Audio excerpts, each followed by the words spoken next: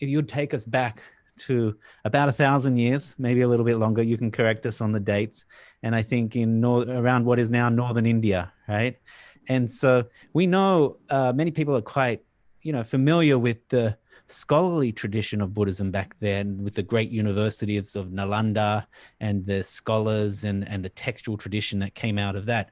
But also at this time, there was these wandering yogis, and so I want you to tell us a little bit about this tradition that was like the Siddha tradition, or however it's described. Could you tell us a little bit about who these people were? Yeah, it was actually as diverse as you can imagine. People were from all kinds of different backgrounds. Actually, quite a bunch of them was you could call, academic or establishment dropouts, because Saraha was a very famous Brahmin before, learned in the Vedas and everything. And also as a Buddhist, he already had a reputation. And then he dropped out and went to the jungle. Like the same goes for Maitripa, Naropa, many of those, Tilopa. Um, and then others were, seemingly very normal people who had jobs, like shoemakers, farmers. Um, One favorite job is for the female ones is alcohol maker, like distiller, having a little brewery. And they then usually received instructions based on their work, like Mahamudra instructions based on their work. So the things they were doing and the implements, they then were used as symbolic tools, expressions to actually work with their mind while they did their physical work. And so there's also kings and princesses and yeah, pretty much anybody you can imagine. So it's a very mixed crowd, actually. So it's not just wandering yogis necessarily. I mean, in the end, they all became that more or less, but some even then returned to, you could say, the establishment, such as Maitripa. He went back to the university because Shavaripa, his teacher, had told him to go back and teach all those scholars what Buddhism is really about in terms of recognizing the nature of the mind. This is an interesting point that, for Maitripa to go back to the university to tell all the great scholars what Buddhism was really about says something, right?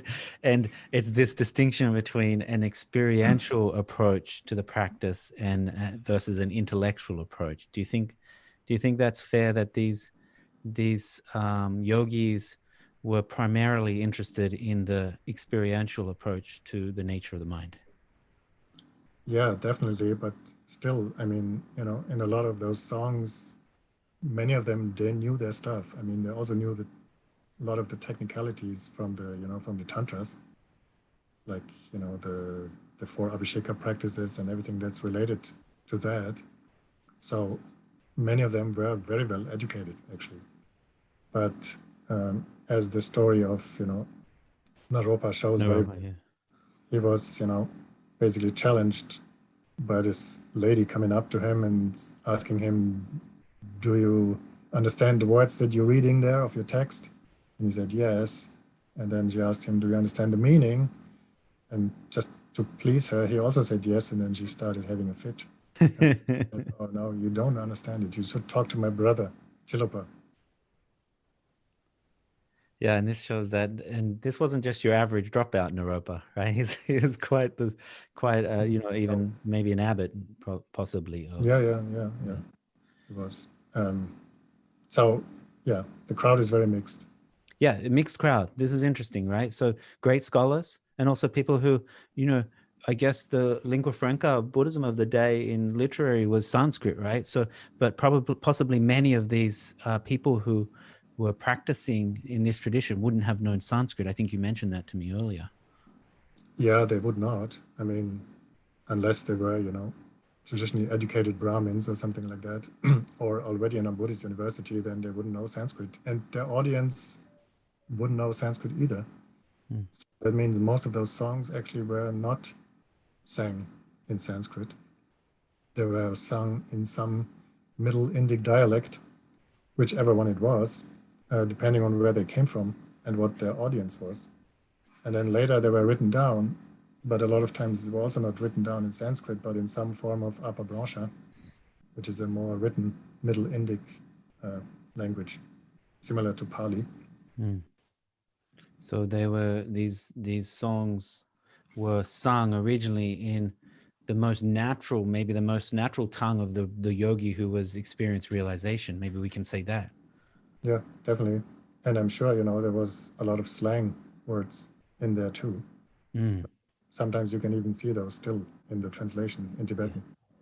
The language of the people, the common people in a way, right?